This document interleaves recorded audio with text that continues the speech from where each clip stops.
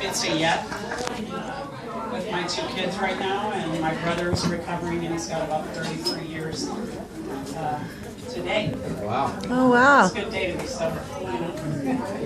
On my way to the bathroom, there's like a whole street, and then there's a bar, and I'm like, not a good day to start drinking, and then there was a dance floor, and I did a little sachet, and I ran right into these mirrors, and then I eventually got to the bathroom. That's kind of my story. That's kind of how I got to become a therapist. I started in one direction, and I'm like, where am I going? And something kept guiding me, and no matter what happened, what landed in my office was addiction. And when I signed up for it, what I didn't realize was it was married to trauma. I did not have the ability to experience staying in a room with an addict that didn't have trauma. And when trauma came in the door, it came in full force. You know, those of you who work with recovering addicts will know that, you know, when you're trying to get, this is the time that PowerPoint would have been helpful, so I know where I'm going. When you're working with addiction, one of the things that happens in early recovery is they don't want to tell you their story. They want to tell you they're hurting, they're in pain. They want to tell you, I don't want to stop drinking and using. They want to tell you all the things they don't want to do. But they don't want to tell you where they came from, least of all. They don't mind telling you where they were 2 weeks ago, and where they slept, and who they slept with, and how, and what they got hidden on their person. But they don't want to tell you where they really came from. And one of the things that I found, the struggle that I found, was to open the door to a client's history.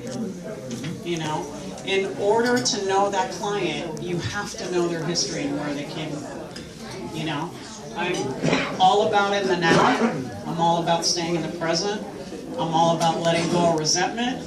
But, you know, if I've been carrying resentment for 20, 30 years and I can't get clean, maybe I need to pull out that bag of resentment and really take a look at what's still percolating in there that I'm unwilling to look at. You know?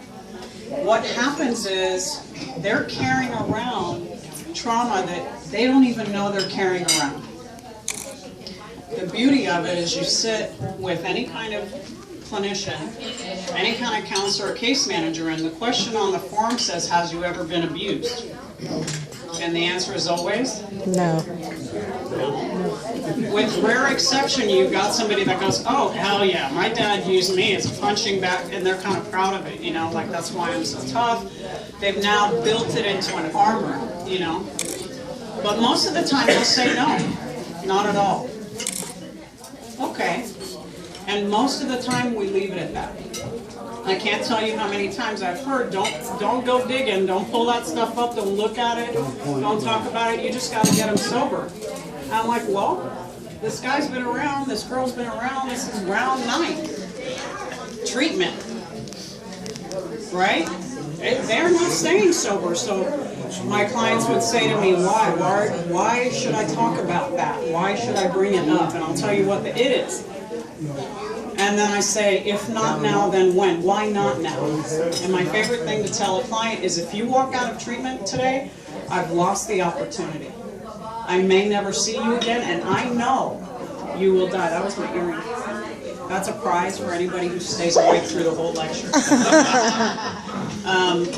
You may leave today, and I may never see you again, and I may never have the opportunity to help you to understand that you don't have to drink behind the fact that your brother molested you. That you don't have to drink behind the fact that your mom beat you senselessly on a daily basis. Because when you get out there and you feel like nothing, the void that has been created by trauma is enormous. Clients will talk about, I feel empty. I walk around and I feel like an empty shell, and when I use, I don't feel that emptiness. Where is that emptiness coming from? How did it get there? I don't know. I felt it my whole life. When was the last time you didn't feel it? I was about 3. Tell me about 3. I know I have some beautiful story about having a moment with mom or dad where they remember just being a kid, just having fun and having a good time. What happened after that? Well, you know, the story, right? What's the story? Is it always a sob story? Mom and dad left, dad was an alcoholic, mom was cheating, right? You've heard these stories, right? What if it's not that story? I get asked that all the time. It's not always trauma, Gina. You know, an addict's an addict is an addict. No, absolutely. Absolutely. Right? It doesn't matter, they had the best childhood, they had the perfect parents, which if you've met them, I want a picture, a photo, and an address. Because I haven't met them, I want to meet them, you know. I'm a parent and I'm already like, yeah, that's not me. You know, I make mistakes on a daily. But the grace is to know that you do and be okay with it. The beauty of it is make a mess. You know I make mistakes all the time and I get to learn from them, right? So when that person comes from the story of, I had great parents, I had an intact family, I had love, I had everything. You know, too much is not a good thing, right? Too much everything, right? You know there's a new thing that's coming out, affluenza law. Have you heard of it? Yeah. Is that, dude, I was cheering. I was on the TV, I was with Michelle. We were watching TV and I'm like, yes! She's like, what? And I'm like, yeah, those are the kids that lived across the street from me. You know what I'm saying? Like, my little butt's getting in trouble all day long, middle-class family, and I go, those kids got away with murder, right? Affluenza, and I'm like, not like the flu, but that's, you know, they have so much money, so much prestige. Mom and dad are so caught up in making more money and more prestige. They don't know what Mary, Sally, Betty, and Bob are doing when mom and dad are at home, and they're selling drugs out of the house, and they're throwing crack parties, and they're selling oxys, driving drunk, and they're getting away with it in the criminal court system. Side note, politics, I don't usually do that. But it made me very happy because I was like, why are they not accountable? Why am I accountable? At, you know, whatever, $30,000 a year, and you're not accountable because you make $300,000 a year. You both drove drunk, and this time you hurt somebody, injured somebody, or put somebody in the hospital. You're accountable. Back to the little kid and the trauma. So, from a young age, you may have had a wonderful experience and had these beautiful parents and still had that genetic predisposition, right? And the lineage that came with you. And your parents talk to you about it like I talk to my kids about it and keep telling them the possibility. There you go. Need help. Got another one. Can use. So, spontaneity.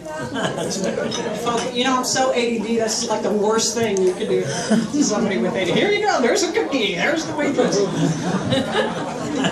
I'm like, oh my God, stay here. Kitty, kitty, kitty. Kitty cats. How you doing? Are you doing good? So, yeah, back to trauma. You know, I always get the light subject. You're having a nice lunch, and I got to come in and talk about trauma. You did, mom and dad abused you. It's like horrible. So I have to make fun of myself and of the situation because I know how painful it is. But I love it. I love it because that's when I see recovery work, is when we stop having those excuses in our head for I'm not worthy or deserving of sobriety. It's not just that I don't want to be sober, it's like I haven't earned the right to be sober because where I come from. And when you dig in that story where they come from, they don't feel like they've earned the right to recovery. They've had enough damage, they've wronged enough people that they're walking around with a lifetime of shame, okay? The person who has that great childhood and that perfect childhood that I haven't met, addiction is trauma. When they say, I have no trauma, and I go, you're an addict. You're living trauma. Every day. What you do to get high is traumatic. The substances you put in your body is vivid, in vivo, live trauma happening on a chemical cellular level. That's trauma. I go, I can't even fathom tying up, right? Tying my arm up, right? Like I'm a fitness freak and slamming a needle in it. I go, that's traumatic, dude. Now, excuse me for those of you who just went, oh shit, man. I remember that, you know, like I understand the chemistry. I understand the adrenaline rush. I feel that way when I'm at the gym. I know it's the same. The difference is I'm not putting anything in my body to destroy it. It's a behavior over time. And when you do it long enough, what you learn about yourself and you tell yourself is, I deserve to feel this bad. You know, when you get sick, and any Delphine that gets sick is like, I earned this. Of course I'm sick. Look what I did to myself. This is a conscious, on some level, it's a conscious emotion that happens. And it's why you want to run back out and get loaded. Because the minute you feel that hurt, you go, I did this to myself. What the hell is wrong with me? And how can I stop it? I want to get numb, right? Do you think addiction's about getting numb? Anybody? Do you think that's like that, man? You're like, yeah! Is it about getting numb? What else is it about? Right? What are you running to? Escape. Escape? Euphoria? Home. Home? Away from pressure. Away from pressure, right?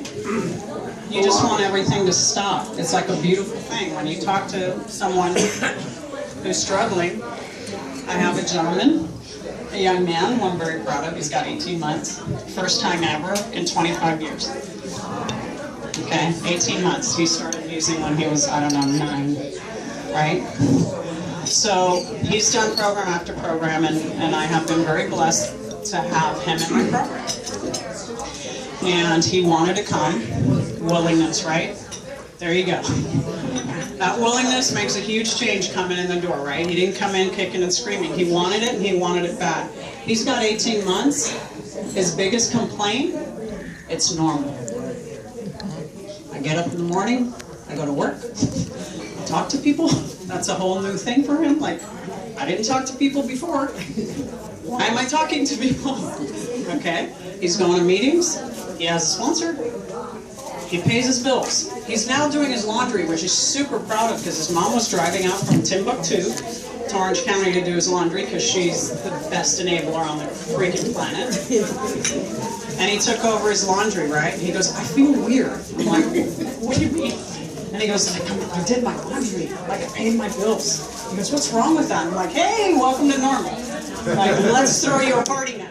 And he goes, wow, that's normal? And I go, yeah, dude, that's normal. And he goes, it's kind of boring. And I go, right. Exactly, right? So his fear is, it's going to stay normal, it's going to stay boring, I'm going to want to get high. So he's scared, but he's talking about it, which is awesome. Now I'm going to do a trick with the microphone. Dude, this is amazing. Okay. Oh, we found my earring. Thank you. That's awesome. I'm really excited about that. What do you see when someone's coming in the door and you see trauma? Trauma looks like addiction. You see flat affect. You see them very detached emotionally.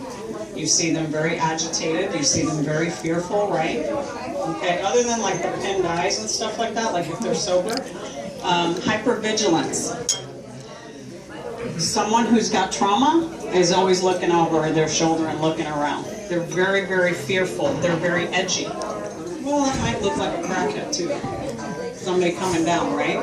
So in early recovery, it's really, really hard to see. It's important for the therapist to be willing to ask. Okay? The problem that happens is it's very, very underreported. And we don't take the time or the opportunity to connect with the client on that level because we're scared.